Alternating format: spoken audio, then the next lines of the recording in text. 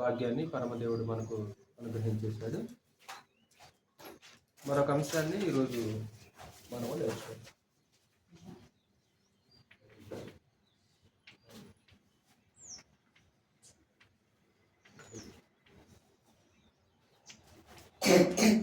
ప్రభురాత్రి భోజనం గురించి కొద్ది నిమిషాలు ఆలోచించాలి. ప్రతి వారం చదువుకునే లేఖన భాగాన్ని మనం ఎన్నోసార్లు మీరు కూడా చదువుకుంటారు.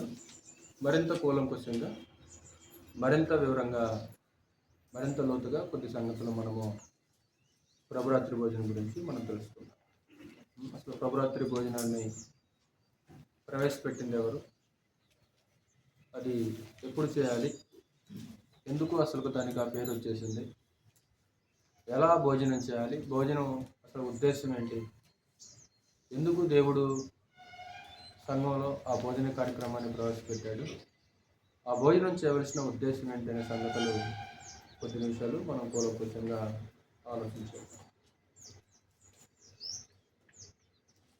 మొట్టమొదటిగా పరిచయం అంటారు.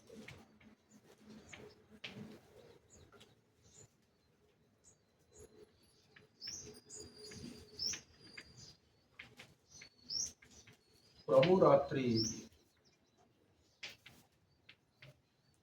భోజన స్థాపకుడు ప్రభువైన యేసుక్రీస్తు.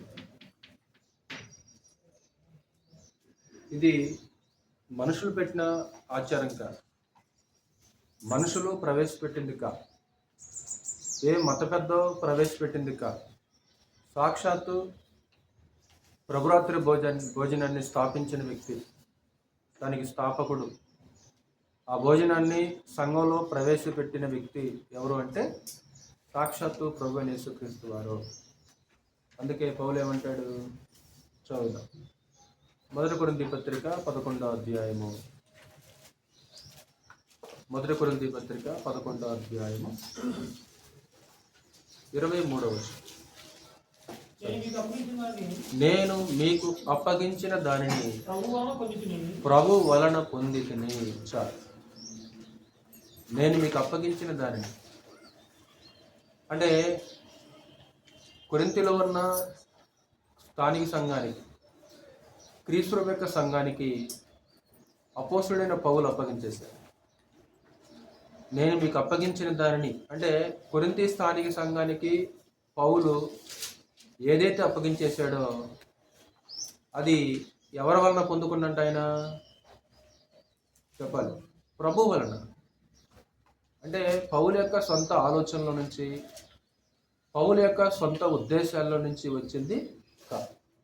ఇది అతని సొంత ప్రయత్నం కాదు, అతని సొంత ఆలోచన కాదు. నేను మీకు అప్పగించిన దానిని ప్రభు వలన పొందితిని అంటారు.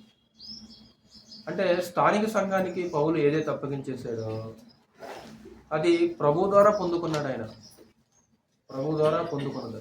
ఒకసారి 15వ అధ్యాయం కూడా ఒకసారి అక్కడ 1 కొరింథీ పత్రిక 15వ అధ్యాయం 3వ వచనం.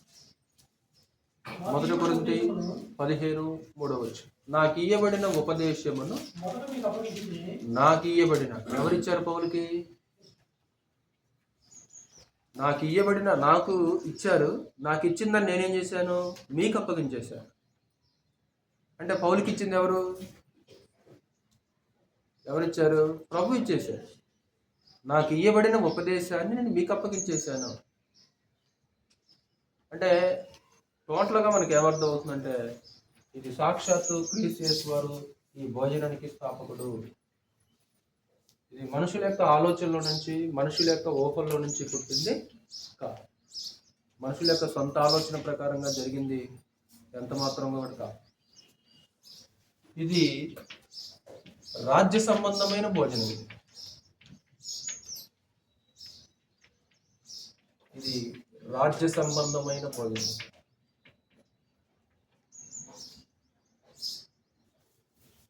రాజవంశీయులు చేసే భోజనం. రాజవంశీయులు చేసే భోజనం. లూకాసు వార్త 14వ అధ్యాయం. లూకాసు వార్త 14వ అధ్యాయం 15వ వచనం. 14-15 వచనం. ఆయనతో కూడా భోజన పంక్తిని కూర్చుండిన వారిలో ఒకడు ఈ మాటలు విని దేవుని రాజ్యములో భోజనము చేయవాడు చాలు. దేవుని రాజ్యంలో భోజనం. దేవుని రాజ్యం అంటే ఏంటి? దేవుని రాజ్యం అంటే సంఘం. సంఘమే దేవుని యొక్క రాజ్యం. దేవుని రాజ్యం వేరు, సంఘం వేరు కాదు. దేవుని రాజ్యం వేరు, సంఘం వేరు కాదు. సంఘమే దేవుని రాజ్యం, దేవుని రాజ్యమే క్రొత్త నిబంధన ప్రకారంగా సంఘం. కాబట్టి దేవుని రాజ్యంలో ఒక భోజన కార్యక్రమం ఉంది. ఆ రాజ్యంలో భోజనం చేయవాడు ఎలాంటి వాడంట? ధన్యుడు. అంటే ఇది రాజ్య సంబంధమైన భోజనం. ఇది ఒక మత సంబంధమైనది, ఒక జాతికి సంబంధించిన భోజనం కాదు. ఇది రాజవంశీయులు చేసే భోజనం. ఇది అంటే రాజ్యము రాజు. రాజ్యం అంటే రాజు ఉంటాడు కదా. ప్రధానమైన రాజు ఎవరు? యేసుక్రీస్తు. ఆయన ప్రభు కదా. అలాగే రాజ్యంలో ఉన్న పౌరులు కూడా ఎవరు? రాజులైన యాజక సమూహం అని మాట్లాడుతుంటాడు. ఏర్పరచబడిన వంశం అంటాడు. అంటే ఈరోజు క్రైస్తవులు ఎవరంటే ఒక రాజవంశీయులకు సంబంధించిన వాళ్ళు. ఇప్పుడు భౌతికంగా కొంతమందికి ఒక ఆలోచన ఉంటుంది, మేము ఫలానా వారము అనే ఆలోచన కొంతమందిలో ఉంటుంది. కానీ ఆత్మ సంబంధంగా ఎవరవు నువ్వు అంటే ఏర్పరచబడిన వంశం అంటాడు పేతురు పత్రికలో. గుర్తుందన్నమాట.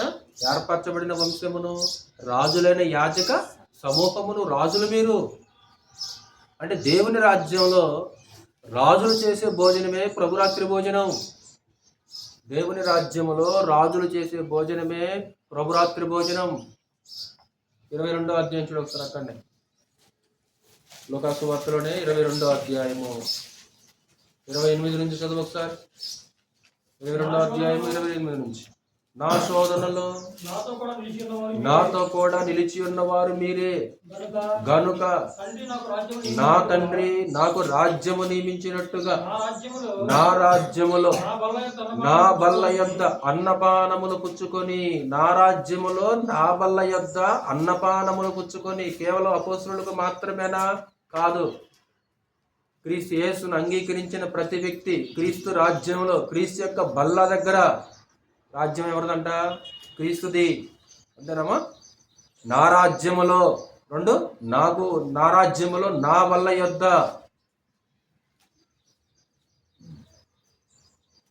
కాబట్టి ప్రభురాత్రి భోజనం అనేది స్థాపించిన వ్యక్తి క్రీస్తు యేసు వారు, అది నియమించిన వ్యక్తి క్రీస్తు యేసు వారు. అది రాజ్య సంబంధమైనది, రాజవంశీయులు తినే భోజనం.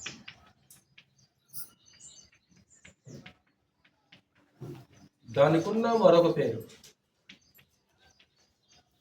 ప్రభురాత్రి భోజనాన్ని ఏమని పిలిచేవాళ్ళు? ఇంకా పుట్టులు చెప్తారు ఎవరన్నా? ప్రభురాత్రి భోజనం అంటున్నాం కదా.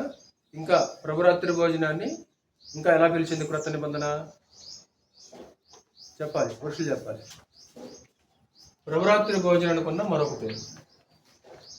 ఒకటి ప్రభు బల్ల అన్నాడు.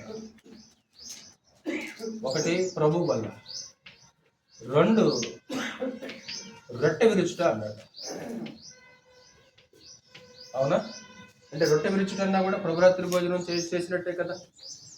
ప్రభు బల్ల అంటే కూడా అర్థం ఏంటి? ప్రభురాత్రి భోజనమే కదా. అందుకే అక్కడ ఏమన్నాడు? మరలా చదువాయా 29వ వచనం చదువు. గనుక నా తండ్రి నాకు రాజ్యము నియమించినట్టుగా నా రాజ్యములు నా బల్ల. బల్ల అంటే చెక్క బల్లగా అర్థం చేసుకోకూడదు. బల్ల అంటే చెక్క బల్ల కాదు. ప్రభురాత్రి భోజనాన్ని ఏమని పిలిచారంటే ప్రభు బల్ల అని పిలిచేశాడు. ప్రభు బల్ల. చదువుదాం అన్నమాట కూడా. 1 కొరింథీ పత్రిక 10వ అధ్యాయం చూడు ఒకసారి. 1 కొరింథీ పత్రిక 10వ అధ్యాయం 21వ వచనం. మీరు ప్రభువు పాత్రలోనిది దయ్యముల పాత్రలోనిది కూడా త్రాగనేరరు. ప్రభువు బల్ల మీద ఉన్న దానిలోను అదిగో ప్రభువు బల్ల. కాబట్టి ఈ బల్లకి ఓనర్ ఎవరా? ఈ బల్లకి ఓనర్ ఎవరు? అపోస్తులుడు కాదు, సువార్తికుడు కాదు, లేకుంటే మరొకడు ఎవడో కాదు. ఈ బల్లకు ఓనర్ ఎవరంటే క్రీస్తు యేసు. అందుకే ఇందాక ఏమన్నా, నా బల్ల, నా బల్ల దగ్గర, నా రాజ్యములో. అంటే ఈ బల్ల ఎవరిదంటే చెక్క బల్ల కాదు. బల్లానంలోనే చెక్కదో లేకుంటే ఇంకేదేదో ఊహించుకోకూడదు మనం. ఆ ప్రభురాత్రి భోజనానికి ఉన్న మరొక పేరే ప్రభు బల్ల. ప్రభు బల్ల అంటే ప్రభు బల్లలో, ప్రభు రాజ్యములో, ప్రభు బల్లలో ప్రభుతో కలిసి మనం ఏం చేస్తున్నాం? భోజనం చేస్తున్నాం. బల్ల దగ్గర ఆయన ఉంటాడా? కదా, బల్ల దగ్గర ప్రభు ఉంటాడా? ఇప్పుడు ఇంటికి భోజనం పిలిచారనుకో, వండి ఇంట్లో నుంచి బయటికి పోతారా లేకుంటే దగ్గర కూర్చొని పెడతారా? వండి ఎవరు బయటికి పోరుగా, ఏం చేస్తారు? ఇప్పుడు బల్ల ఎవరిది మరి? ప్రభుది. భోజనానికి ఏం చేశాడు? మనల్ని పిలిచాడు. అంటే ఈ బల్ల దగ్గర ప్రభు ఉండడా? ఉంటాడు. అంటే ప్రభుతో కలిసి ఏం చేస్తున్నావు నువ్వు ఎవరితో కలిసి భోజనం చేస్తున్నావు? ఆయన కంటికి కనిపించే దృశ్యమైన వ్యక్తి కాదు ప్రభు. దీపస్తంభముల మధ్య సంచరించువాడు చెప్పు సంగతులు ఏమనగా, స్థానిక సంఘం ఎప్పుడు ఎక్కడ కూడుకుంటే అక్కడికి ఎవరు వస్తారు? ప్రభు వస్తాడు మొట్టమొదటిగా. ఆయన బల్ల కూడా ఆయనది, మనుషులు కాదు ఇది. కాబట్టి ఆయన బల్లలో ఆయనతో కలిసి మనం ఏం చేస్తున్నాం? భోజనం చేస్తున్నాం. రొట్టె విరుచుట అనే పదం కూడా మీకు తెలుసు కదా. ఆదివారం మేము రొట్టె విరుచుటకు కూడినప్పుడు, అపోస్తుల కార్యములు 27వ వచనం వేసుకోండి. చూడద్దు, చదవద్దు, మీకు తెలుసు కాబట్టి ముందుకెళ్తాం.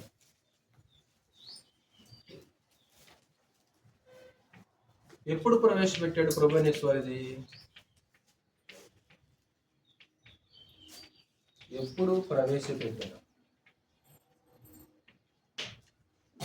అంటే ఈ ప్రభురాత్రి భోజనాన్ని ప్రభునేశ్వరు ప్రవేశపెట్టిన సమయం ఏది?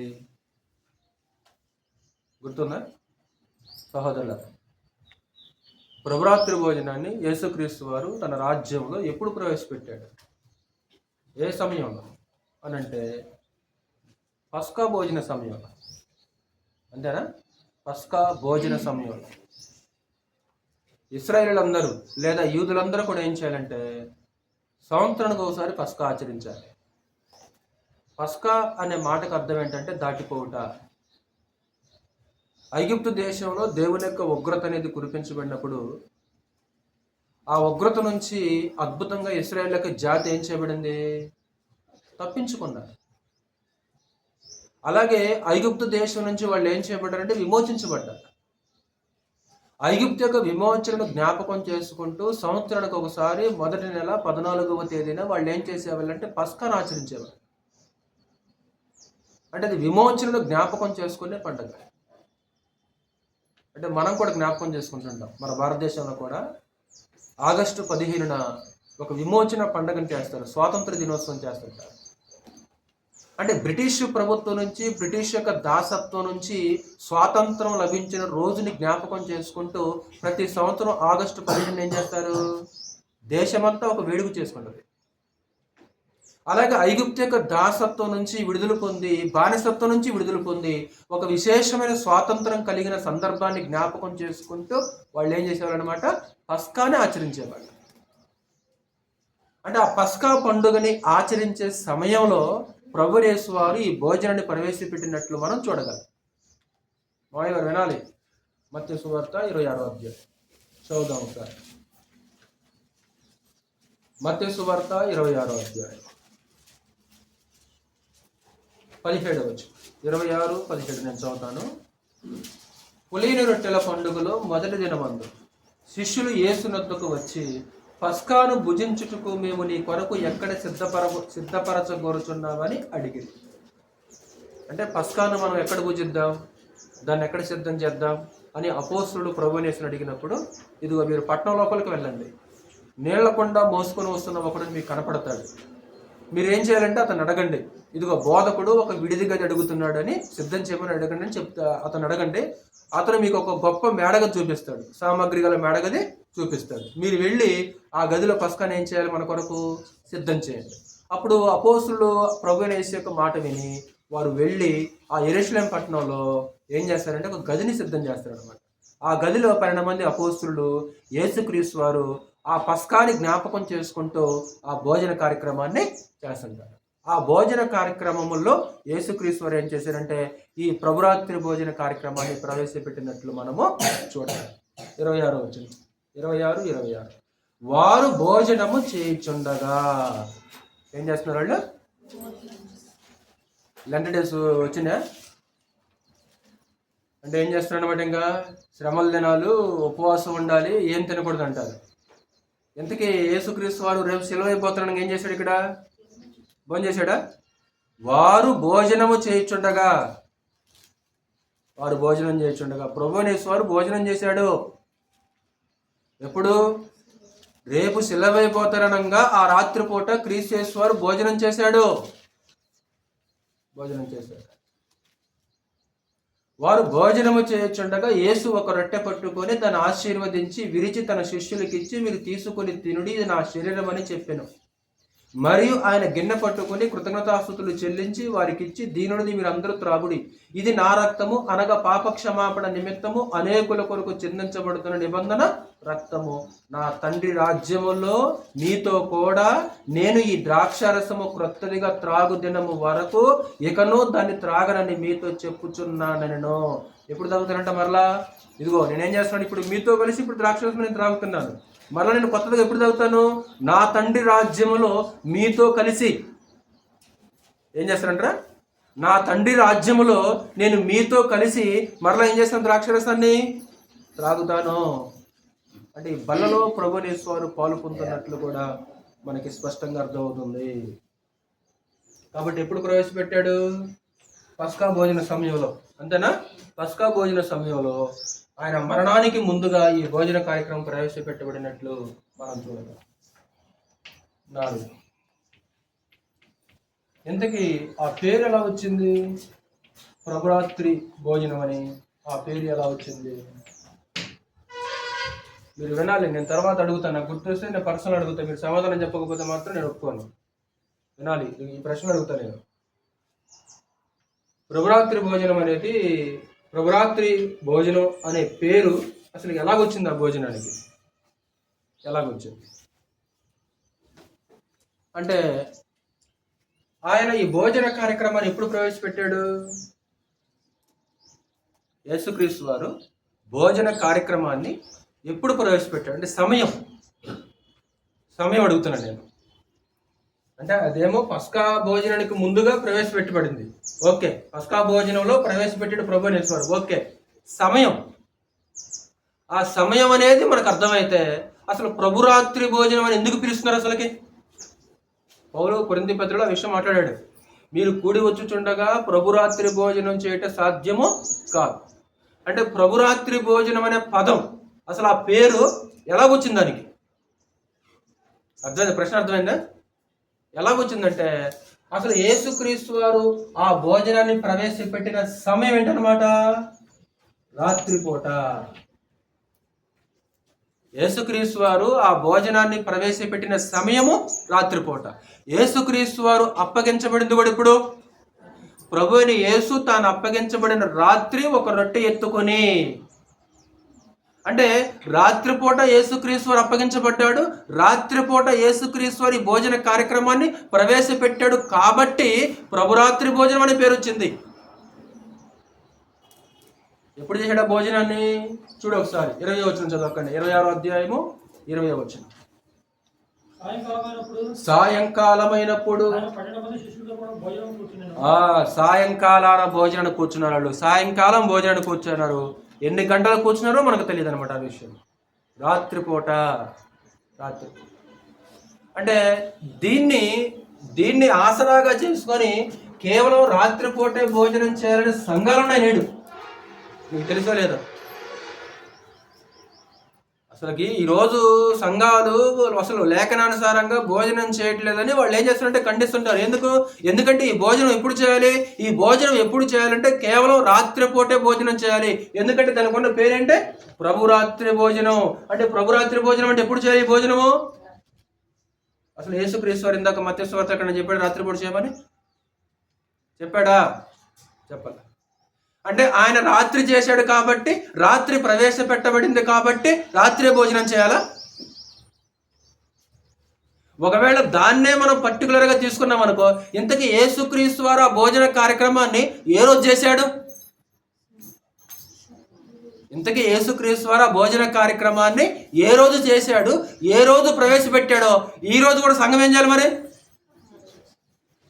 అది గురువారం చేయబడిన భోజనం. పస్కా భోజనాన్ని యేసుక్రీస్తు వారు ఏ రోజు చేశారు? గురువారం చేశాడు. ఏ రోజు ప్రభురాత్రి భోజనాన్ని ప్రవేశపెట్టాడు? గురువారం చేశాడు. గురువారం ప్రవేశపెట్టిండు అనమాట. ఒకవేళ రాత్రే చేయాలని దీని మీద మనం కూర్చున్నాం అనుకో, మరి ఏ రోజు చేయాలి? ప్రభు రాత్రి చేశాడు కాబట్టి మనం కూడా రాత్రి చేయాలి. మరి ప్రభు గురువారం చేశాడు కాబట్టి ఇప్పుడు ఏం చేయాలి మరి? గురువారం చేస్తారా మరి?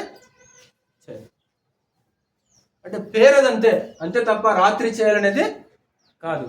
ఒక డే ఆదిమ సంఘము ఒక రోజు అనుసరించింది ఆ కార్యక్రమాన్ని. ఏ రోజు అనుసరించిందో ఆదిమ సంఘము అపోస్తులుడు ఆ రోజునే దాన్ని మనం జరిగించాలన్నమాట. అందుకే అసలు ఆ పేరు ఎలాగొచ్చేసిందంటే, ఒకటి ఆయన పస్కా భోజనాన్ని రాత్రి చేశాడు, రెండు ఆ భోజనాన్ని రాత్రి కాలము ప్రవేశపెట్టబడింది కాబట్టి అక్కడ పౌలు ఏమందంటే ప్రభురాత్రి భోజనం అని పిలిచినట్లు మనము చూడగలం.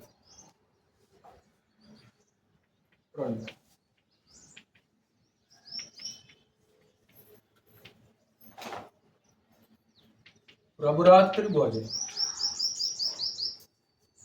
ప్రభురాత్రి ఒకటి ఎప్పుడు చేయాలి?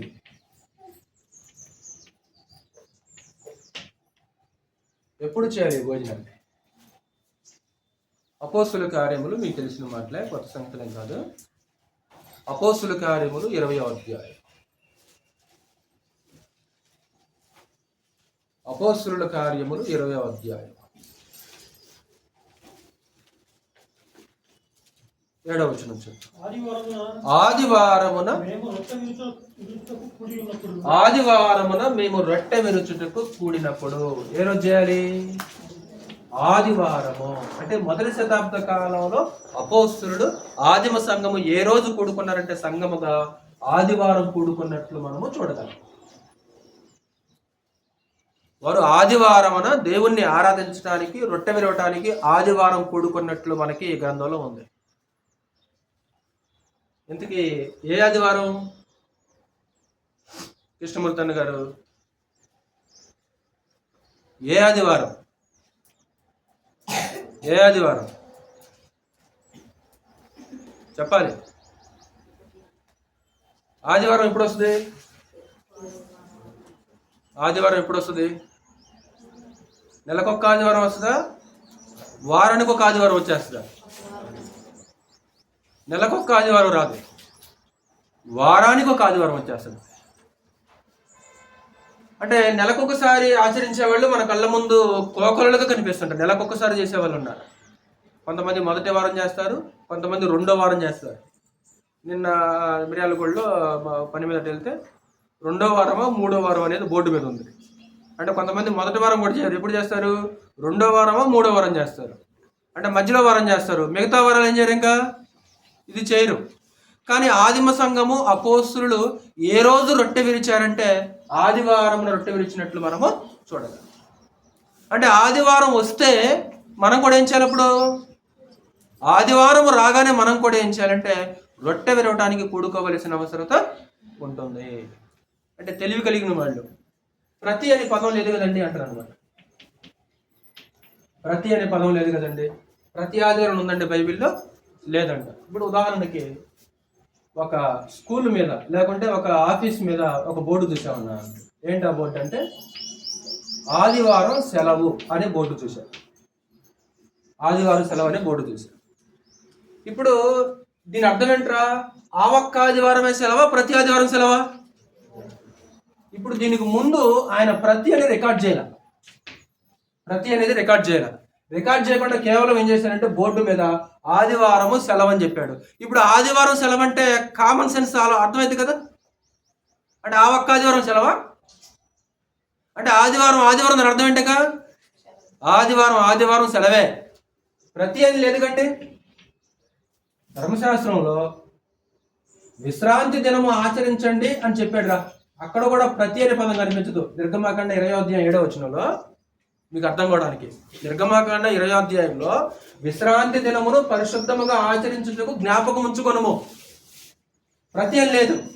మరి ఇశ్రాయేలీలు నెలకు విశ్రాంతి దినం పాటించారా? 10 ఆజ్ఞల్లో నిర్గమాకాండ 20వ అధ్యాయం 10 ఆజ్ఞలు ఉంటాయి కదా. అక్కడ దేవుడు ఏమన్నాడు? ప్రతి విశ్రాంతి దినం అన్నాడు. అక్కడ ఏమన్నాడు? విశ్రాంతి దినం అన్నాడు. అంటే విశ్రాంతి దినం అంటే ప్రతి విశ్రాంతి దినం వాళ్ళు ఆచరించారా, లేకుంటే నెలకు విశ్రాంతి దినం ఆచరించారా? ప్రతి విశ్రాంతి దినం. ఒక కామన్ సెన్స్ అంతే. అంటే ఏదో తాము నమ్మింది నిజమని నిరూపించడానికి, తాము నమ్మిన సిద్ధాంతం కరెక్ట్ అని చెప్పడానికి వాళ్ళు ఏం చేస్తారంటే ఇంకేదో తిక్కిరి బిక్కిరిగా ప్రశ్నలు వేస్తుంటారు. కాబట్టి ఈ ప్రభురాత్రి భోజనం అనేది ఎప్పుడు చేయాలి? అపోస్తులు ఎప్పుడు చేశారో? ఆదివారం చేశారు. ఇప్పుడు మనం కూడా ఏం చేయాలి? ఆదివారం చేయాలంతే. కాబట్టి ఆదివారం నెలకి ఎన్నో ఆదివారాలు వస్తాయి? వారానికి ఒక ఆదివారం వచ్చింది అనుకో, ఒక ఆదివారం చేయాలి. ఒకవేళ నెలకు 5 వచ్చింది అనుకో, 5 వారాలు చేయాలి. అంతే తప్ప ఇది మనుషులు ప్రవేశపెట్టింది. మనుషులు కల్పించిన పద్ధతులు దైవోపదేశములని బోధించుచు వారు నన్ను వ్యర్థముగా ఆరాధించుచున్నారు. మనుషుల పద్ధతిది. నెలలో ఒక ఆదివారం అనేది మనుషుల పద్ధతే తప్ప గ్రంథ నియమం ఎంత మాత్రము కూడా కాదనమాట. కాబట్టి ఆదివారం వచ్చేస్తే, కాబట్టి మన వెంటనే మన మైండ్లో ఫిక్స్ అయిపోవాలి. ఆదివారం వచ్చేస్తే ఆదివారం రాగానే మనం ఏం చేయాలంటే రొట్టె వేయడానికి, ప్రభురాత్రి భోజనం చేయండి, ఖచ్చితంగా దాన్ని కూడుకోవాల్సిన అవసరత ఉంటుందన్నమాట. ఇది మానకూడని కార్యక్రమం. అందుకే సమాజముగా కూట మానుకోవద్దు అంటే హెబ్రీయులకు రాసిన పత్రిక 10వ అధ్యాయం 24వ వచనం. హెబ్రీయులకు రాసిన పత్రిక 10వ అధ్యాయం 24వ వచనం చదువు. హెబ్రీయులకు 10వ అధ్యాయం 24వ వచనం. కొందరు మానుకొనుచున్నట్టుగా సమాజముగా కూడట మానక. చాలు. అంటే ఏం చేయకూడదంట? సమాజముగా కూడటం అంటే సంఘముగా కూడుకోవటం అనేది మానుకోకూడదు.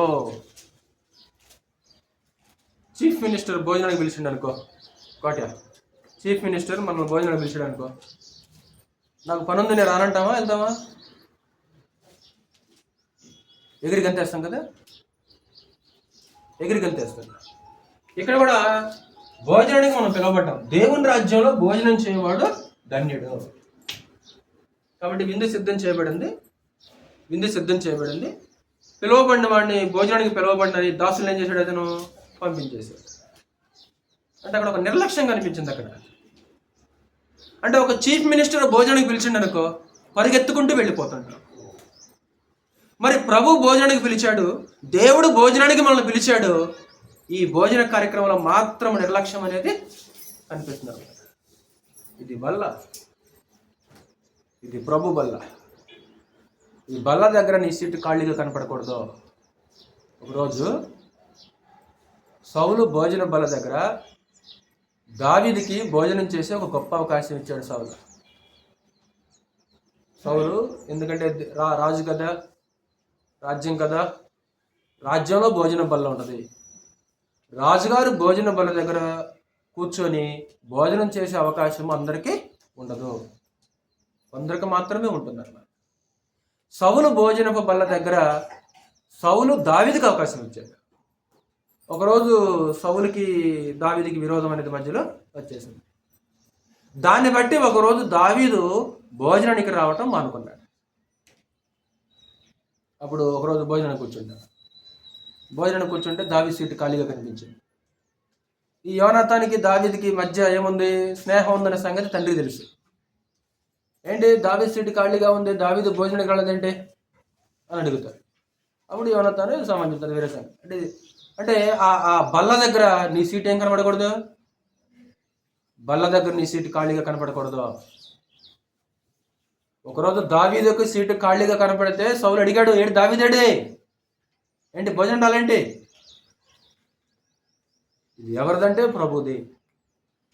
ప్రభుతో కలిసి ప్రభు రాజ్యంలో ప్రభు బల్ల దగ్గర భోజనం చేయుటకు పరమదేవుడు ఏం చేశాడంటే మనల్ని సువార్త వలన పిలిచాడు. ఆయన దా నా కుమారుడైన క్రీస్తుతో కలిసి భోజనం చేద్దుకంట్రా,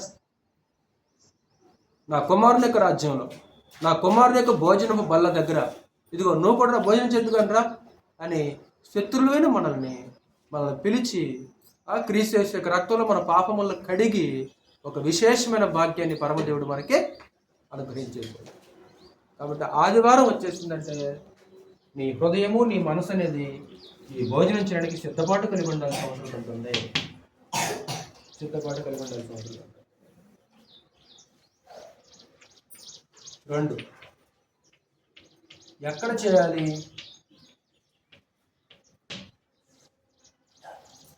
అంటే ఈ భోజనం ఎక్కడ చేయాలి? ఇది ఇంటి దగ్గర చేసే భోజనం కాదు. 2, ఎవరింట్లో వాళ్ళు చేసే భోజనము కాదు. ఇది ఇంటి దగ్గర ఎవరింట్లో వాళ్ళు చేసే భోజనం కాదు. రొట్టె విరవటానికి ఆదిమ సంఘం ఏం చేసింది? అక్కడ అది సంగముగా కూడుకోవాలి. కాబట్టి ఎక్కడ చేయాలంటే సంఘములో చేయాలి.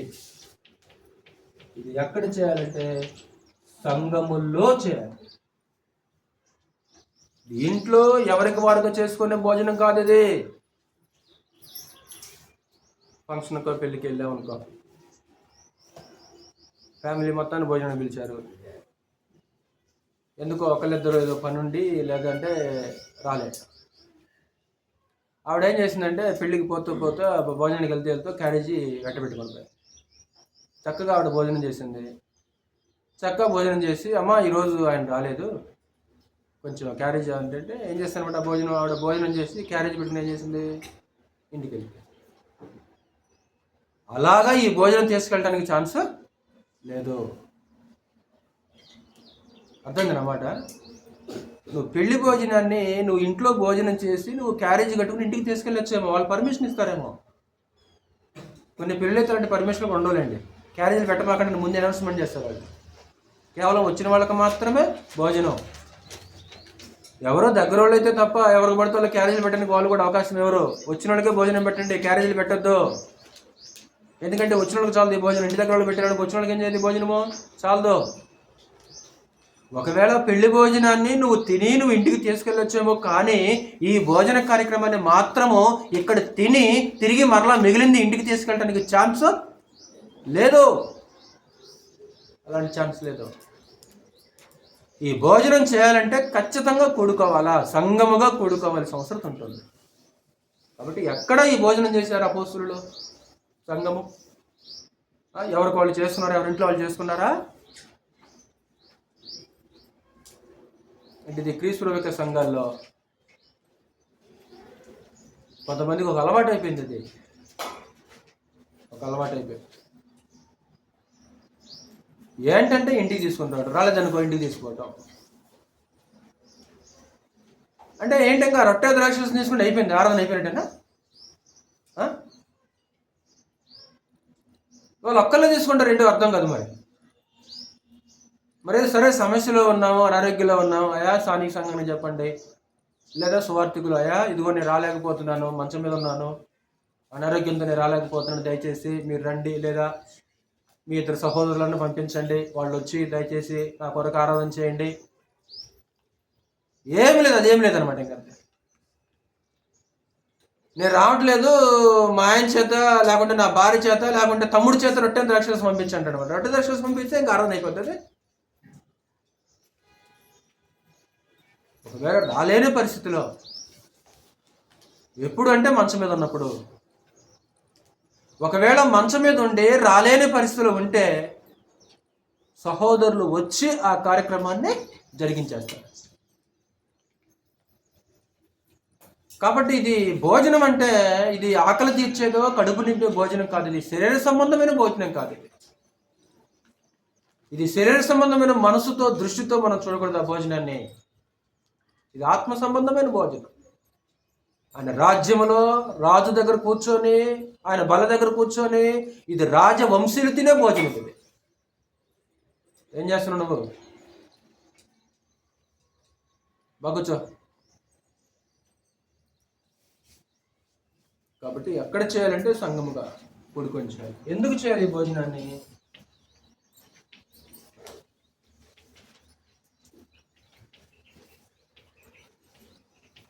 ఒక ఉద్దేశం. పరమదేవుడు తన రాజ్యంలో ఈ భోజనం ప్రవేశపెట్టిన ఉద్దేశం ఏంటి? కొరింథీ పత్రిక, మొదటి కొరింథీ పత్రిక 11వ. నేను చెప్తుంది మీకు అర్థమవుతుంది అనుకుంటున్నాను, మర్మాలు ఏం చెప్పట్లేదు, మీకు తెలిసిన విషయాలే జ్ఞాపకం చేస్తున్నాను. చదువు 11వ అధ్యాయము 23వ వచనం. నేను మీకు అప్పగించిన దానిని ప్రభు వలన పొందితిని. ప్రభు అయిన యేసు అప్పగింపబడిన రాత్రి ఒక రొట్టె ఎత్తుకొని కృతజ్ఞతాస్తుతులు చెల్లించి దాన్ని విరిచి, ఇది మీ కొరకైన నా శరీరము, నన్ను జ్ఞాపకము చేసుకున్నకే దీనిని చేయడి. ఎందుకు చేయాలి ఇది? ఇది జ్ఞాపకార్థ భోజనం.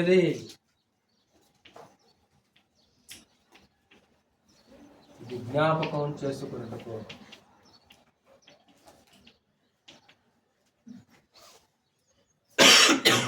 ఇది జ్ఞాపకార్థ భోజనం. ఇది ఎవరిని జ్ఞాపకం చేసుకునే భోజనం? ఇది ప్రభువుని జ్ఞాపకం చేసుకునే భోజనం. ఇదిగో ఇది మీ కొరకు విరవబడుచున్న నా శరీరం. అదే ప్రభుని యేసుని మనం జ్ఞాపకం చేసుకోవాలి. ప్రభుని యేసుని జ్ఞాపకం చేసుకోవడం అంటే ఆయన మన పక్షాన పొందిన శ్రమను జ్ఞాపకం చేసుకోవాలి, ఆయన పొందిన శిక్షను జ్ఞాపకం చేసుకోవాలి. రొట్టె నీ దగ్గరకు వస్తున్నప్పుడు నీ మదిలో, నీ కళ్ళ ముందు క్రీస్తు యేసు యొక్క శరీరం ఎలా నలగొట్టబడిందో నీ జ్ఞాపకం రావాలి. పాప పరిహారం జరగాలంటే ఒకటి రక్తం చిందించబడాలా, రెండు శిక్ష విధించబడాలి. మీకు తెలిసిన సూత్రం అది. పాప పరిహారం, పాప విమోచన జరగాలంటే ఒకటి శిక్ష విధించబడాలి, రెండు ఏం జరగాలంటే దానికి తగిన వెల చెల్లించాలి. ఈ రెండు జరగకుండా ఒక వ్యక్తి చేసిన పాపం నుంచి విడుదల పొందే అవకాశము లేదు. ఇది దైవికమైన చట్టం. పాపం చేసింది మనము, మన కొరకు శిక్ష అనుభవించిన వ్యక్తి ఎవరు? క్రీస్తు యేసు. పాపమెరుగుని ఆయనను మన కోసం పాపంగా చేసి ఆయన శరీరమందు మన పాపమునకు శిక్ష విధించెను. క్రీస్తు యేసు వారు మన కొరకు శిక్ష అనుభవించాడు. నేరం చేసింది మనం, వాస్తవానికి నేరస్తులు మనం. నేరం చేసింది మనమైతే ఆయన నేరస్తుడిగా ఎంచబడ్డాడు. అక్రమకారుల్లో ఒకనిగా ఎంచబడిన అక్రమకారుడు కాదు, ఆయన అక్రమార్కులలో ఒకడిగా ఎంచబడ్డాడు. అది ఎవరి కోసం అంటే మన కోసం. కాబట్టి క్రీస్తు యేసు వారు మన కొరకు గాయపరచబడ్డాడు. క్రీస్తు యేసు వారు మన కొరకు శిక్షించబడ్డాడు. ఆయన మన కొరకు శ్రమ పడ్డాడు. కాబట్టి మీరేం చేయాలంటే నన్ను జ్ఞాపకం చేసుకున్నట్టుకే దీనిని చేయాలి. ఎందుకు చేయాలి ఈ భోజనాన్ని? నేను ఎందుకు ఈ భోజనం చేయాలంటే యేసు క్రీస్తుని జ్ఞాపకం చేస్తున్నానికి. ఇది మీరు నేను తర్వాత అడుగుతాను. మీరు నాకు గుర్తొచ్చినప్పుడు, నేను ఇంటికి వచ్చినప్పుడు మీరు కానీ చెప్పలేదు అనుకో, నేను ఒప్పుకోను. నేను అడుగుతాను. మీరు మనసులో ఉండాలి. ఇవి ఎప్పుడో ఇవి గుర్తున్నవి, కొత్త సంగతులు కాదు, ఇవి ఎప్పుడో తెలుసుకోవాల్సిన విషయాలు మీరు. కాబట్టి భోజనం చేసే ఉద్దేశం కూడా చాలా ప్రాముఖ్యమైనది. రొట్టె ద్రాక్షరసం మానుకోకూడదని ఇంటికి తెప్పించుకుంటావు కదా, ఇంటికి తెప్పించుకోవడం మానం చేస్తారు. ఎందుకు ఈ భోజనం చేయాలనే ఉద్దేశం ఎరిగావా? ఆ ఉద్దేశం ఎరిగావా నువ్వు? ఆ ఉద్దేశం ఏంటంటే నన్ను జ్ఞాపకం చేసుకోండి. ఆయన కొరకు మన శరీరం ఏం చేయబడింది సహోదరులారా? ఆయన నలగొట్టుటకు ఆయనకు ఇష్టమైంది. మన దృష్టి రొట్టె ద్రాక్షరసం మీద, మన దృష్టి రొట్టె మీద ద్రాక్షరసం మీద కాదు. ఆ పాత్ర మన దగ్గరకు వస్తున్నప్పుడు మన దృష్టి క్రీస్తు యేసు యొక్క బలి మీద కేంద్రీకరించాలి. అర్థమవుతుందా? నీ మనసు ఎక్కడికి వెళ్ళిపోవాలి? వెంటనే ఉప్పు ఎక్కువైంది, నీళ్ళు ఎక్కువైనాయి, తీయగా ఉంది. ఈ చెత్త ఆలోచనలు కదా రావాల్సింది. నీ మనసు, నీ దృష్టి వెంటనే ఎక్కడికి వెళ్ళిపోవాలంటే క్రీస్తు యొక్క బలి మీద కేంద్రీకరించాలి నువ్వు. ఆ కలవరశీలుడు ఆయన ఎలా నిలగొట్టబడ్డాడో, ఇది మీ కొరకు విరవబడుచున్న నా శరీరం ఏమైపోయింది మీకోసం? విరవబడింది. పరమ తండ్రి ఏం చేశారంటే క్రీస్తు యేసుని నలగొట్టాడు. ఆయన్ని నలగొట్టాడు. నేరం ఆయన చేసినందుకు కాదు, వాస్తవానికి ఎవరి పాపానికి శిక్ష అక్కడ? క్రీస్తు యేసు యొక్క పాపానికి అక్కడ క్షమించండి, మన పాపానికి అక్కడ శిక్ష. చదువుతాం మీకు తెలిసిన మాటలు. యెషయా గ్రంథం 53వ అధ్యాయంలో ఆయన మరణాన్ని అద్భుతంగా ప్రవక్త కూడా మాట్లాడినట్లు మనం చూడగలం. అసలు విషయం మనం చదువుతున్నాం. 4 నుంచి చదువు ఒకసారి. నిశ్చయముగా అతడు మన రోగములను భరించి మన వ్యసనములను వహించు. ఆయనను మొత్తబడిన వానిగాను, దేవుని వలన బాధింపబడిన వానిగాను, శ్రమ నొందిన వానిగాను మనం అతడిని ఎంచితిమి. తర్వాత మన అతిక్రమ క్రియలను బట్టి తప్పు చేసింది పెద్దోడు, క్షమించండి, తప్పు చేసింది చిన్నోడు. అమ్మ నాన్న ఏం చేస్తున్నారంటే పెద్దోడిని శిక్షిస్తున్నారు. వాడు ఏమంటాడు? తప్పు చేసింది ఎవరు? వాడు. వాడిని కొట్టవా? నన్ను కొడతావేంటి? తప్పు చేసింది వాడైతే వాడిని కొట్టి నన్ను కొడతావేంటి? క్రీస్తు యేసు తండ్రి తంతే అన్నాడా? మన అతిక్రమ క్రియలను బట్టి. అతిక్రమించింది ఎవరు? మనం. దైవ నియమాలను అతిక్రమించి దేవుని చిత్తానికి వ్యతిరేకంగా దోషం చేసింది మనం. తప్పు చేసింది ఇంకొకడు, మాట పడాల్సింది, శిక్ష అనుభవించాల్సింది మనమేనా అనుకో, ఒప్పుకుంటుందా మన శరీరం? మన మనసు ఎంత మాత్రం కూడా ఒప్పుకోదు. కానీ క్రీస్తు యేసు యొక్క మనసు ఒప్పుకుంది. క్రీస్తు యేసు కలిగిన ఈ మనసు మీరును అబ్బా అంటే అన్నాడా? పోనీ నేను చేయలే తప్పు అయినా అన్నాడా? తప్పు చేసింది ఒకడు, అన్నది ఇంకొకడిని. పాపం చేసింది ఒకడు, శిక్ష అనుభవించింది క్రీస్తు యేసు. మన అతిక్రమ క్రియలను బట్టి అతను గాయపరచబడిన తర్వాత మన దోషములను బట్టి నలగగొట్టబడిన మన సమాధానార్థమైన శిక్ష అతని మీద పడిను. అతడు పొందిన దెబ్బల చేత మనకు స్వస్థత కలుగుచున్నది. ఏంటో ఈ మెలిక నాకు ఎన్నిసార్లు చదివినా ఆశ్చర్యం వేస్తా. మెలిక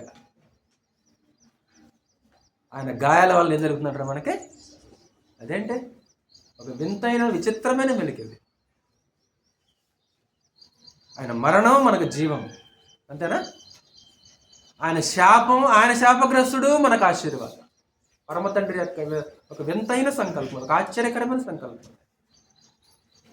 ఆయన పొందిన గాయముల చేత మనకు స్వస్థత కలుగుతున్నది. సహోదరి కోసం, సహోదరుడు కోసం ఒక చిన్న దెబ్బ కానీ, ఒక చిన్న మాట కానీ, ఒక చిన్న గాయం కానీ పడతామా? భార్య కోసమే పడు. నేను నీ వల్ల మాట పడాల్సి వస్తుంది ఈరోజు అంటే ఇంటికి వచ్చి ఏమంటాడా? నేను నీ వల్ల తలదించుకోవాల్సి వచ్చింది అక్కడ. ఒప్పుకోడు, పడడు. ఎందుకంటే నా భార్య వల్ల ఈరోజు తలదించుకోవాల్సి వచ్చేసింది.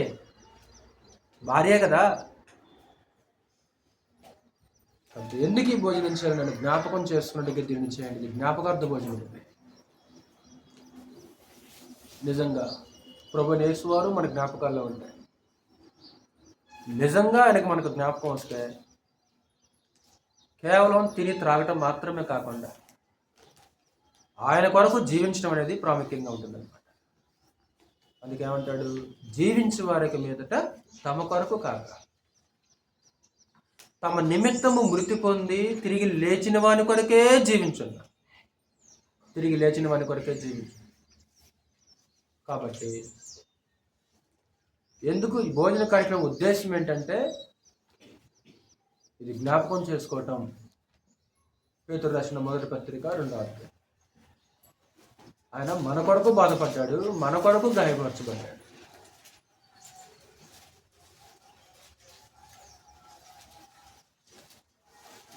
మొదటి పేతురు 2వ అధ్యాయము 20వ వచనం. మొదటి పేతురు 2:21. క్రీస్తు కూడా మీ కొరకు బాధపడి మీరు తన అడుగుజాడల యందు నడుచుకున్నట్లు. ఎవరి కోసం బాధపడ్డాడు ఆయన? క్రీస్తు మీ కొరకు బాధపడి. ఎందుకు బాధపడ్డాడు? మీరు తన అడుగుజాడల యందు నడుచుకున్నట్లు. ఎవరైతే ఈ భోజనంలో పాల్పొందుతున్నారో, ఎవరైతే ఈ భోజనంలో చేస్తున్నారో, ఎవరి అడుగుజాడలు నడవాలి? క్రీస్తు యొక్క అడుగుజాడలు నడవాలి. ఆయన అడుగుల్లో అడుగేయాలి. నీ అడుగు వెంబడించాల్సిందే, నువ్వు అనుసరించాల్సిందే ఆయన్నే. ఆయన అడుగుల్లో అడుగేసుకుంటూ నువ్వు కూడా వెళ్ళిపోవాలా. నిజంగా ఆయన జ్ఞాపకం నీ మనసులో ఉంటే, నీ హృదయంలో ఉంటే, ఇక జీవించే వారికి మీద తమ కొరకు కాదు.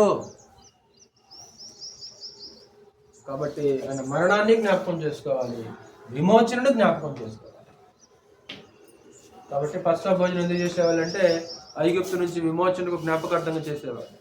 క్రీస్తు మనల్ని ఏం చేశాడు? పాపం నుంచి విడుదల చేశాడు.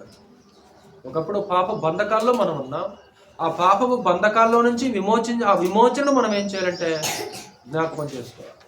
ఒకప్పుడు మనం దాసులం పాపానికి, ఒకప్పుడు మనం బానిసలం పాపానికి. ఈ పాపపు బానిసత్వం నుంచి క్రీస్తు మనకు ఒక స్వతంత్రం కలుగజేశాడు. ఆ విమోచన జ్ఞాపకం చేసుకుంటూ ఈ బల దగ్గరకు భోజనం చేయవలసిన అవసరం ఉంది. 2, ఇది సహవాస భోజనం.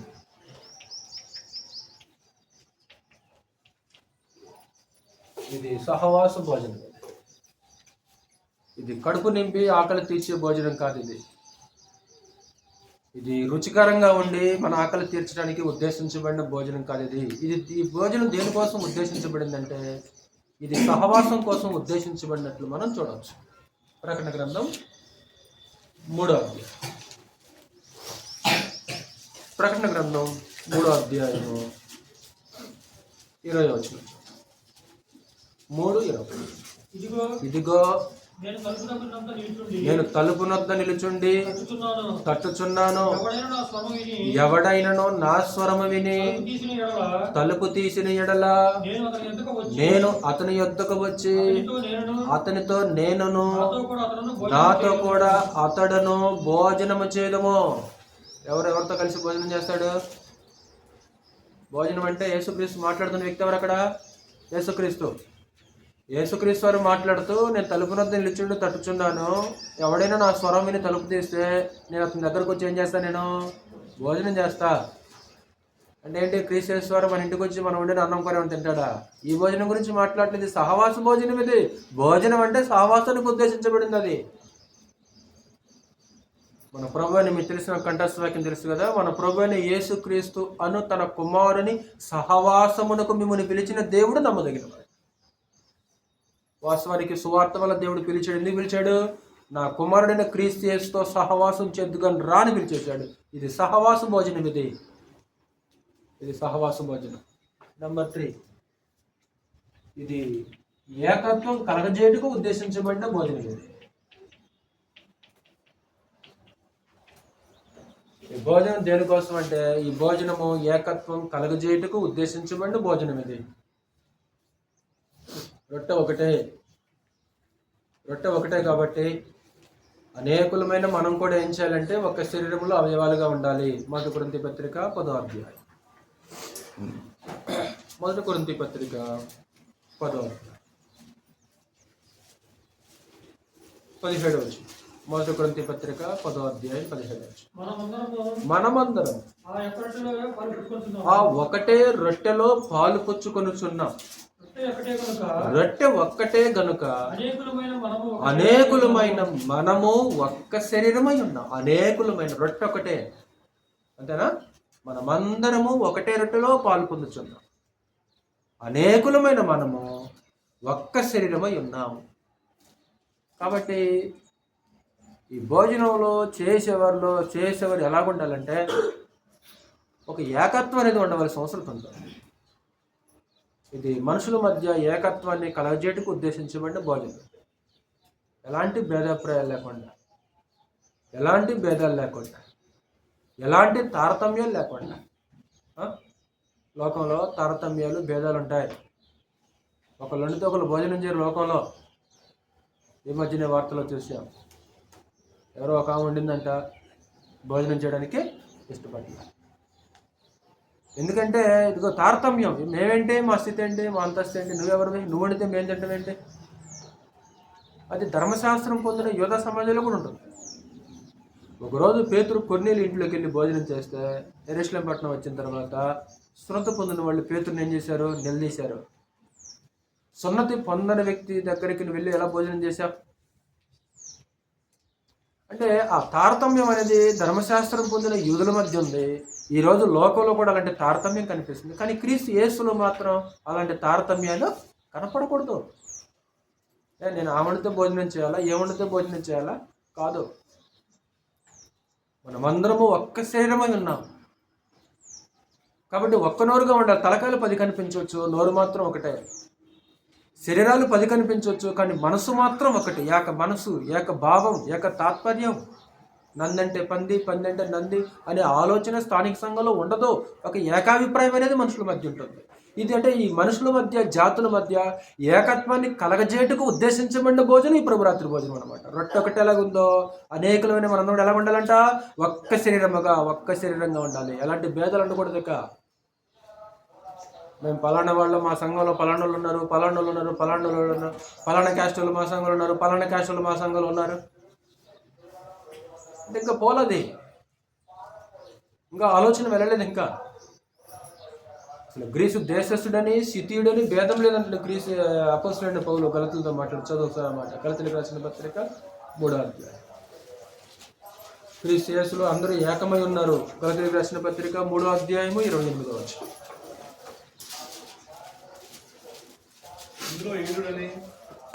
ఇందులో యూదుడని, గ్రీసు దేశస్థుడని లేదు, దాసుడని స్వతంత్రుడని లేదు, పురుషుడని స్త్రీ అని లేదు, యేసుక్రీస్తునందు మీరందరూ ఏకముగా ఉన్నారు. ఎలా ఉన్నారు మీరు? పలానా గ్రీసు దేశస్థుడు, యూదుడు, సితీయుడు, పలానా జాతివాడు అనేది క్రీస్తు యేసులో లేదో. క్రీస్తు యేసు ఎలాగున్నారు? మీరందరూ కూడా ఏకమై ఉన్నారు. ఇది ఏకత్వాన్ని కలగజేయడానికి ఉద్దేశించబడిన భోజనం. ఈ భోజనంలో పాలు పొందే వ్యక్తులు ఏం చేయాలంటే ఒక ఏకత్వం కలిగి ఉండాల్సిన అవసరం ఉంటుంది. ఒక ఏక మనసు, ఏకాభిప్రాయం అనేది ఆ మనుషుల మధ్య రావాల్సిన అవసరం ఉంటుంది. ఒక్క శరీరమే, ఒక్క నోరే అన్నమాట. ఒక్క నోరుగా ఉండవలసిన అవసరం ఉంటుంది. ఇది నిరీక్షణ కలగజేసే భోజనం. నెంబర్ 2, ఇది నిరీక్షణ కలగజేయుటకు ఉద్దేశించబడిన భోజనం. అంటే ఈ భోజన బల దగ్గర సమీపించే వ్యక్తి యొక్క నిరీక్షణ వెలిగించబడుతుంది. ఆ నిరీక్షణ దీపం అనేది వెలిగించబడుతుంది. ఈ బల దగ్గరకు సమీపించే వాళ్ళు నిరీక్షణతో బ్రతుకుతుంటారు. చదువు 1 కొరింథీ పత్రిక 11వ అధ్యాయం. 1 కొరింథీ పత్రిక 11వ అధ్యాయంలో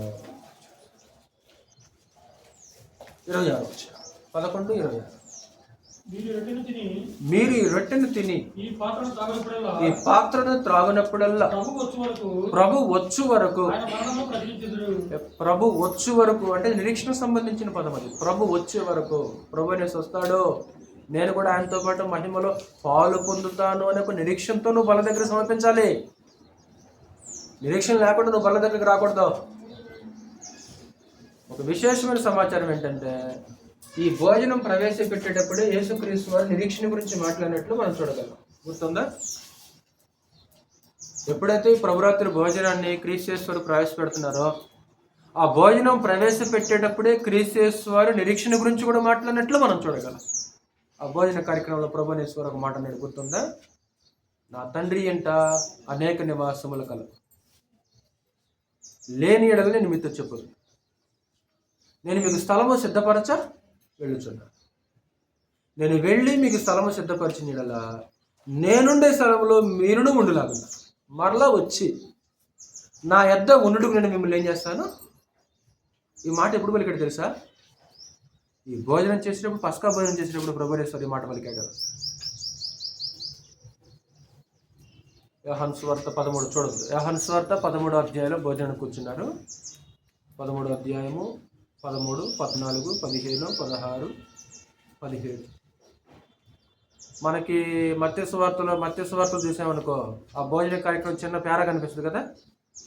కానీ యేసుక్రీస్తు వారు ఆ భోజనాన్ని కూర్చున్నప్పుడు 5 అధ్యాయాలు మాట్లాడాడు. యోహాను సువార్త 13వ అధ్యాయంలో భోజనం కూర్చున్నారు. 14వ అధ్యాయము, 15వ అధ్యాయము, 16వ అధ్యాయము, 17వ అధ్యాయం, ఈ 5 అధ్యాయాలు కూడా యేసుక్రీస్తు వారు భోజనానికి కూర్చున్నప్పుడు జరిగింది. అప్పుడు 18వ అధ్యాయంలో యోహాను సువార్త 18వ అధ్యాయంలో కెద్రోను వాగు దాటి గెత్సేమనే తోటకి వెళ్తారు. అప్పుడు వెంటనే సైనికులు వచ్చేస్తారు. అంటే ఆ భోజనాన్ని కూర్చున్నప్పుడు యేసుక్రీస్తు వారు నిరీక్షణ గురించి మాట్లాడినట్లు మనం చూడగలమమ్మా. కాబట్టి భోజన ఉద్దేశం ఎందుకు? ఒకసారి బోర్డు కలిసి చూడండి. 1 జ్ఞాపకం చేసుకోండి, 2 సహవాసం చేయటం, 3 ఏకత్వం కలగజేయటం, 4 నిరీక్షణ కలిగించడం. నిజంగా ఈ 4 ఉద్దేశాలతో మనం భోజనం చేస్తున్నామా? ఇన్ని వారాలు చేస్తున్నావు? ఈ మనసుతో చేస్తున్నావు భోజనం? ఏదో రొట్టె ద్రాక్షరసం మానుకోకూడదు, ప్రతి ఆదివారం తీసుకోవాలి అన్నయ్య చెప్పాడు కాబట్టి అనే ఆలోచనతోటి కాదు. కానీ ఒక మనసు, ఆ వచ్చే మనసు ఎలాంటిదంటే పరమదేవుడు చూస్తుంటాడు కదా, పరమదేవుడు చూస్తుంటాడు. కదా భోజనం చేసేటప్పుడు ఏం జరుగుతుంది? ఇప్పుడు రొట్టె మన దగ్గరకు వచ్చి తింటాం కదా, ద్రాక్షరసం మన దగ్గరకు వచ్చినప్పుడు తాగుతాం కదా. ఇది తిని త్రాగినప్పుడల్లా ఏం జరుగుతుంటుంది అక్కడ? 11వ అధ్యాయము మరలా 26వ వచనం చదువుతారు. 1 కొరింథీ పత్రిక 11వ అధ్యాయము 26వ వచనం. మీరు ఈ రొట్టెను తిని ఈ పాత్రను త్రాగినప్పుడల్లా ప్రభు వచ్చే వరకు ఆయన మరణమును ప్రచురించుదురు. అంటే ఏమవుతుంది అక్కడ? ప్రభు మరణము ప్రచురమవుతుంది. ఇది నిశ్శబ్ద ప్రచురణం. ఇది ప్రకటించే ప్రచురణ కాదు. ఇది నోరు తెరిచి మాటలతో చెప్పే ప్రచురణ కాదు. ఇది మీరు ఈ రొట్టెను తిని ఈ పాత్రను త్రాగినప్పుడల్లా ప్రభు వచ్చే వరకు ఆయన మరణమును ప్రచురించుదురు. అంటే అవి తీసుకొని త్రాగినప్పుడల్లా ఏం జరుగుతుందన్నమాట? అక్కడ క్రీస్తు యేసు యొక్క సువార్త, ఆయన మరణం అనేది ప్రచురించడం అనేది జరుగుతుంది అక్కడ. ఎందుకంటే క్రీస్తు యేసు మన కొరకు చనిపోయాడు, క్రీస్తు యేసు మన కొరకు తిరిగి లేచాడు, క్రీస్తు యేసు తిరిగి మరలా మన కొరకు వస్తాడు అనే ఒక విశేషమైన సందేశం ఏం చేయబడుతుంది అనమాట? అక్కడ ప్రచురం అవుతుంది. అక్కడ చివరగా ఆ భోజనాన్ని ఎలా చేయాలి?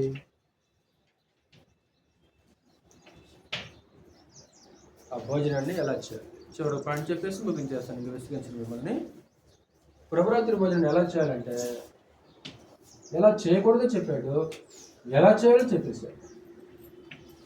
మొట్టమొదట అయోగ్యంగా ప్రభు బలలో చేయకూడదు.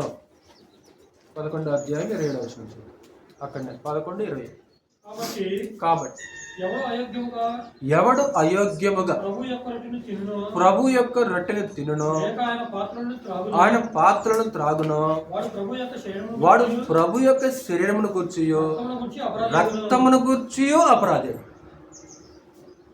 క్రీస్తు యొక్క శరీరం గురించి, రక్తం గురించి అపరాధులు అవుతారు. ఒక వ్యక్తి ఎప్పుడు అపరాధం అవుతాడంటే అయోగ్యముగా తిని త్రాగినప్పుడు. అయోగ్యత అంటే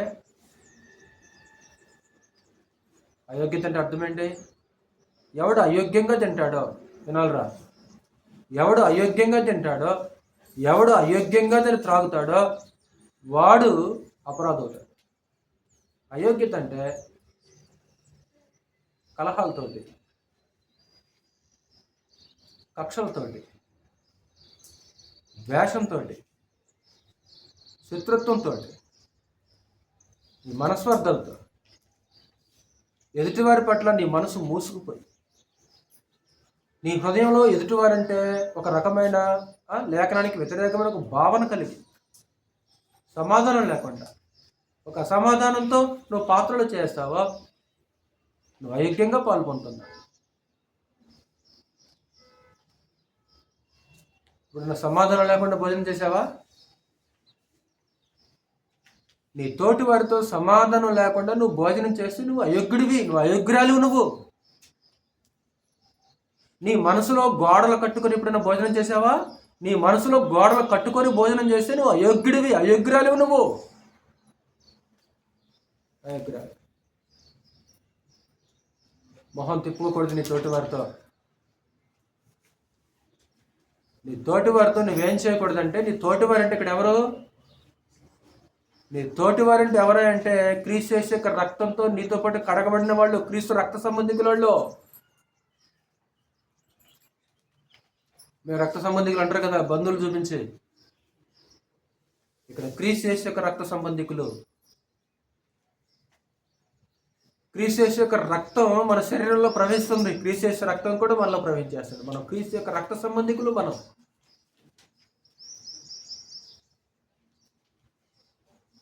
ఇప్పుడు నువ్వు కోపంతో చేసావా భోజనం? కోపంతో ఇప్పుడు నువ్వు భోజనం చేసావా? ఇంట్లో భర్త మీద కోపంతో భోజనం చేస్తుంది. భార్య మీద కోపంతో భోజనం పెట్టని చెప్పకుండా వెళ్ళి వంటగదిలోకి డైరెక్ట్కి వెళ్ళి భోజనం చేస్తుంటాడు. ఇది ఈ భోజనం అలా కాదు. ఒకవేళ నీ ఇంట్లో భోజనం తిన్నామేమో కానీ ఈ ఇంట్లో, దేవుని ఇంట్లో ఆ విధంగా భోజనం చేసే హక్కు, అధికారము లేదు. ఇది సమాధానంతో చేసే భోజనం. తెలుసు కదా మీకు ఆ మాట. బలిపీఠము దగ్గర అర్పణం అర్పించుచుండగా నీ మీద నీ సహోదరునికి విరోధం ఏమైనా కలదని అక్కడ జ్ఞాపకం వచ్చి ముందు ఎవరు మాట్లాడాలి? ముందు ఎవరు మాట్లాడాలి? ముందు ఎవరు మాట్లాడాలి? తీసేసుకోవాలి, ఆలోచన తీసేసుకోవాలి. ఎప్పుడైతే నువ్వు ఆలోచన తీసేసుకుంటావో నీలో ఒక విశేషమైన విధేయత తగ్గింపు ఉంది. కానీ నువ్వు మాట్లాడకుండా ఎదుటివారే మాట్లాడనే ఒక ఆలోచన చూడది. అది హానికి సంబంధించింది. అది హానికి సంబంధించింది. అది ఆత్మీయ జీవితానికి అది తగదది. వాస్తవానికి క్రీస్తు యేసు యొక్క రక్తం ఏం చేసిందంటే ద్వేషాన్ని సంహరించింది. మాకును మీకును అనగా విధిరూపకమైన ఆజ్ఞగల ధర్మశాస్త్రమును తన శరీరమందు కొట్టివేడి చేత శిలువలో ద్వేషమును సంహరించి మధ్య గోడను పడగొట్టి మన హోబేలు ఏం చేశాడు? ఏకం చేశాడు. ఇంకేంటి భేదం? ఎందుకు ద్వేషం? ఎందుకు? ఎప్పుడు కూడా అలాంటి ఆలోచనతో భోజనం చేస్తే నష్టం చేసిన వాళ్ళకే చెప్పడం నా బాధ్యత. నువ్వు ఎన్నిసార్లు భోజనం చేసావు అలాగా? అన్నిసార్లు నష్టపోతావు. గుర్తుంచుకో. ఇది నేను చెప్పలా. తిని త్రాగువాడు తన శిక్షా విధి కలుగుటకే. శిక్ష పొందడానికి నువ్వు తిని త్రాగుతున్నావు. శిక్ష పొందడానికి భోజనం చేయాల్సిన అవసరం లేదు కదా. అందుకే ఏమన్నాడు ఇక్కడ 17 వచ్చిన చదివితే, మీరు కూడి వచ్చి ఉండగా ప్రభురాత్రి భోజనం చేయటం సాధ్యమో? ఇలా చేయకూడదు. మీరు భోజనం చేయకూడదు. ఎందుకంటే మీరు సంఘమందు కూడి ఉన్నప్పుడు మీలో కలహములు కలవని వినుచున్నాను, కొంత మట్టుకు అది నిజమని నమ్ముచున్నా. అసాధ్యం, సాధ్యం కాదు ఇది. లేదు నేను చేస్తానంటే నీ కర్మది. ఇంకా నువ్వు మనసాక్షికి వాత వేసుకుంటున్నావు. నీ హృదయాన్ని కఠినం చేసుకుంటున్నావు. నువ్వు పరమ తండ్రి విడిచిపెట్టేస్తుంటాడు. అవునా? ఇదిగో మీ ఇల్లు మీకు విడబడింది అంటే పరమ తండ్రి ప్రభు యేసు. ఒక నువ్వు మార్చుకోలేదా? నువ్వు హృదయాన్ని కఠినం చేసుకుంటున్నావా? ఆయనే విడిచిపెట్టేస్తాడు నిన్ను. నువ్వు వదిలిపెట్టాం కదా ఆయన్ని. ఎలా చేయాలి భోజనాన్ని? స్వపరీక్ష చేసుకోవాలి. కింద చదువు మాట. స్వపరీక్ష చేసుకొని భోజనం చేయాలి.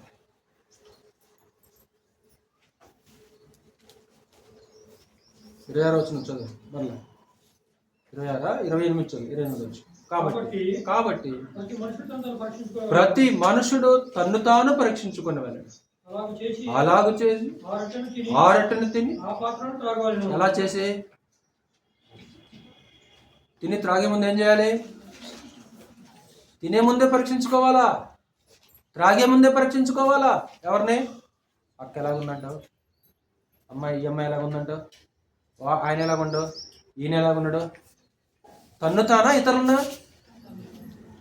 మనం ఏం చేస్తాం? మనం ఎవరిని పరీక్షిస్తాం? తన్ను తాను. ప్రతి మనుషుడు తన్ను తాను పరీక్షించుకొని వెళ్ళను. అలాగు చేసి ఆ రొట్టెను తిని పరీక్షించుకునే సమయం. దేహంలో రాలిపోతే పరీక్షించుకోవడానికి, దిద్దుకోవడానికి ఏమాత్రం కూడా అవకాశము ఉండదురా. పరీక్షించుకొని దిద్దుకునే సమయం ఏదైనా ఉంది అంటే ఊపిరి ఉన్నప్పుడే. ఊపిరి పోయిన తర్వాత మనం పరీక్షించుకోవటం కానీ, దిద్దుకోవటం కానీ, మార్చుకునే అవకాశం కానీ లేదు. మార్చడానికి ఛాన్స్లు ఉండవు. మార్చాలని చూసాడు ధనవంతుడు. తన వ్రేలు నీళ్ళలో ముంచి నా నాలుగును చల్లార్చుటకు లాజర్ను కుదరదు. జరగని పనిది. అక్కడోళ్ళు ఎక్కడికి, ఇక్కడోళ్ళు అక్కడికి రాకుండా మధ్య మహా అగాధము కుదరదు. ఇది మారదిది. నీ సహవాస దాహం తీర్చుకోవాల్సింది పాత్రలో కాదు. ఎక్కడ తెచ్చుకోవాలి దాహాన్ని? భూమి మీద బ్రతుకున్నప్పుడు తీసుకోవాలి ఆ దాహాన్ని. అక్షార్థమైన నీళ్ళుండవు అక్కడ. నీళ్ళుంటాయి అక్కడ. నీళ్ళు ఎందుకుంటాయడా? అది సహవాస దాహం. అది నువ్వు ఆ దప్పికి తీర్చుకోవాల్సిన స్థలం పాతాళలోకం కాదు. ఎక్కడ? భూమి మీద. భూమి మీద నువ్వు తీర్చుకోకుండా పాతాళలోకానికి వెళ్ళి తీర్చుకోవాలని ఉద్దేశించావనుకో కుదరదన్నది. పరీక్షించుకో. చివరిగా 29వ వచనం. వివేచనతో మాట. వివేచించుకోని అంటే 29 చదువాయా? ప్రభు శరీరమని వివేచింపక తిని త్రాగువాడు తనకు శిక్షావిధి కలుగుటకే తిని త్రాగుచున్నాడు. ఇందువలననే మీలో అనేకులు బలహీనులను రోగులనై ఉన్నారు. చాలా మంది నిద్రించినారు. ప్రతి మనుషుడు పరీక్షించుకోవాలి. తర్వాత ఏమన్నాడు? ప్రభు శరీరమని వివేచింపక. రొట్టె మాంసం కాదు, ద్రాక్షరసం రక్తం. ఒక మత పెద్ద ఆయన ఏమన్నంటే, కాల్చబడిన ఇనుమును కాల్చామనుకో దాంట్లో ఉష్ణం ఉంటుంది. కాల్చబడిన ఇనుములో ఉష్ణం ఇమిడి ఉన్నట్లు రొట్టెలో మాంసం ఇమిడి ఉంటుంది, ద్రాక్షరసంలో రక్తం ఇమిడి ఉంటుందని ఒక ప్రముఖ మత పెద్ద చెప్పాడు. ఒక మత్స్యశాఖను స్థాపించిన ఒక మత పెద్ద, గౌరవిస్తారు బాగా. కాల్చబడిన ఇనుములో ఉష్ణం ఉండదా? ఉష్ణం ఉంటుంది అనమాట. కాల్చబడిన ఇనుములో ఉష్ణం ఇమిడి ఉన్నట్లు రొట్టెలో మాంసం ఇమిడి ఉంటుంది, ద్రాక్షరసంలో రక్తము ఇమిడి ఉంటుంది. కాదు, మనం తినేది రొట్టె, మనం త్రాగేది కూడా ఏంటిది? ద్రాక్షరసం. కాబట్టి రొట్టె క్రీస్తు యొక్క శరీరాన్ని జ్ఞాపకం చేసుకుంటాము. ద్రాక్షరసము క్రీస్తు యొక్క రక్తాన్ని జ్ఞాపకం చేసుకుంటాం. మనం మాంసం తింటం లేదు, రక్తము. యేసుక్రీస్తు మాంసం తింటలే మనం. యేసుక్రీస్తు యొక్క రక్తాన్ని మనము త్రాగేది. తిని త్రాగేది రొట్టె, ద్రాక్షరసం. అందుకే చెప్పాడు కదా, ఏమడి రొట్టెని తిని ఈ పాత్రలో త్రాగడు కదా. రొట్టెని తింటామా, మాంసం తింటామా? ప్రభు శరీరం వివేచించడం అంటే అది యేసుక్రీస్తు యొక్క శరీరం, మాంసం అని వివేచించడం కాదు. నేను కూడా క్రీస్తు యొక్క శరీరంలో ఒక అవయవాన్ని. నేను కూడా క్రీస్తు యొక్క శరీరంలో చేర్చబడ్డాను. నేను కూడా క్రీస్తు యొక్క శరీరంలో ఏకమై ఉండాలి అని ఒక భావనతో ఏం చేయాలి? నువ్వు ఆ పాత్రలో చేయబెట్టాలి. వివేచన వేసి భోజనానికి వచ్చే ముందు ఒక అలాంటి ఆలోచనలతోటి, ఆ ఉద్దేశాలతో వచ్చేస్తే ఈ భోజనం అద్భుతంగా ఉంటుందన్నమాట. అంతే తప్ప ఏదో ఒక డ్యూటీ లెక్క మానుకోకూడదు. కాబట్టి దయచేసి ఆలోచన తీసేయండి మీరు. దయచేసి ఎప్పుడు కూడా మానుకోకూడదని చెప్పారు కాబట్టి కాదు. నువ్వు ఈ భోజనం దగ్గరకు వచ్చినప్పుడు ఒక ప్రాముఖ్యమైన ఉద్దేశం ఉండాలా. కాబట్టి ఎప్పుడు కూడా ఇంటి దగ్గర తీసుకోవాలని నాకు ఆలోచన కూడా మీ మనసులో దయచేసి రానియద్దు. చెప్పాను, ఎప్పుడు తీసుకోవాలి? ఇంటి దగ్గర తీసుకోవాలి. నేను పర్మిషన్ ఇవ్వట్లా, మళ్ళీ నా పర్మిషన్ తీసుకోమాకండి. ఒకవేళ మంచంలో ఉంటే, కదలేని స్థితిలో ఉంటే, అప్పుడు స్థానిక సంఘం ఏం చేస్తుందంటే ఆలోచించండి. సువార్థికుడికి తెలియకుండా, సంఘానికి తెలియకుండా ఎవరికి పడితే వాళ్ళు వెంట తీసుకుని వెళ్ళేసి అది ఆరాధన నిమించదు. అది నువ్వు ఆరాధన చేయాలి. నువ్వు కేవలం అది ఇంట్లో నువ్వు ఒక్క కూర్చొని తీసుకున్నంత మాత్రం అది ఆరాధన అవకాశము లేదు. ఎందుకంటే రొట్టె వినడానికి సంఘం కూడుకున్నట్లు మనకి స్పష్టంగా గ్రంథము తెలియజేస్తుంది. వాళ్ళ కిందకు వచ్చేసరికి మనల్ని మనం విమర్శించుకునే ఎడలా తీర్పు పొందకపోవడం. మనల్ని మనమే విమర్శించుకోవాలంట. మళ్ళీ మనం విమర్శించుకోవాలి. మళ్ళీ మనం ఏం చేయాలి? పరీక్షించుకోవాలి. నేను ముగించేస్తున్నాను. ఒకసారి బోటికలు చూడండి. ప్రభురాత్రి భోజనం గురించి మనం తెలుసుకుందాం. ఈ భోజన స్థాపకుడు ఎవరు చెప్పాలి? పౌలు గారు. పౌలు ప్రవేశపెట్టాడా? కాదు. నేను మీకు అప్పగించిన దాన్ని ఎవరి వల్ల పొందుకున్నాను? ప్రభు వలన. దాన్ని స్థాపించిన వ్యక్తి క్రీస్తు. దానికన్నా మరొక పేరేంటి? ప్రభు బల్ల రొట్టె విరుచుట. ప్రభురాత్రి భోజనం అన్నదే, ప్రభు బల్ల అన్నదే, రొట్టె విరటం అన్నా కూడా అది. ఎందుకు ఆ భోజన కార్యక్రమం ఎప్పుడు ప్రవేశపెట్టబడింది? పస్కా భోజన సమయంలో, అంతే కదా. ఆ పస్కా విమోచన జ్ఞాపకం చేసుకుంటూ ప్రభు ఆ పస్కా భోజనంలో ఈ భోజనం ప్రవేశపెట్టాడు. ఇంతకీ ఆ పేరు ఎలాగొచ్చింది ప్రభురాత్రి అని? ఒకటి, ఆయన రాత్రిపూట అప్పగించబడ్డాడు. రెండు, ఆయన రాత్రిపూట దాన్ని ఏం చేశాడు? ప్రవేశపెట్టాడు. కాబట్టి ప్రభురాత్రి భోజనం అన్నాడు. అలాగని రాత్రి చేయాలా? ఒకవేళ అలాగని రాత్రి చేయాలంటే క్రీస్తు ఎప్పుడు చేశాడో అప్పుడు చేయాలి. ఆయన ఎప్పుడు చేశాడు? ఆయన గురువారం చేశాడు. మరి గురువారం చేస్తావా? చేయటం కుదరదు. తర్వాత కాబట్టి ఎప్పుడు చేయాలి ఇది? ఆదివారం ఎప్పుడు వస్తే అప్పుడు పెట్టారు. అది ప్రాముఖ్యమైన డే. ఎక్కడ చేయాలి ఇది? ఇంటి దగ్గర ఎవరికి వాళ్ళు ఇంటి చేసుకోవచ్చా? కుదరదు. సంఘంలోనే చేయాలి. ఇది సంఘంలోనే చేయాలి. 3, ఎందుకు చేయాలి ఇది? ఇది జ్ఞాపకార్థ భోజనం, ఇది సహవాస భోజనం, ఇది ఏకత్వం కలగజేసే భోజనం, ఇది నిరీక్షణ కలగజేసే భోజనం. ఈ భోజనం తింటున్నాం, తాగుతున్నాం కదా. తిని త్రాడి జరుగుతుందన్నమాట. ప్రభు మరణమును గురించి ఏం చేస్తున్నాం మనం అక్కడ?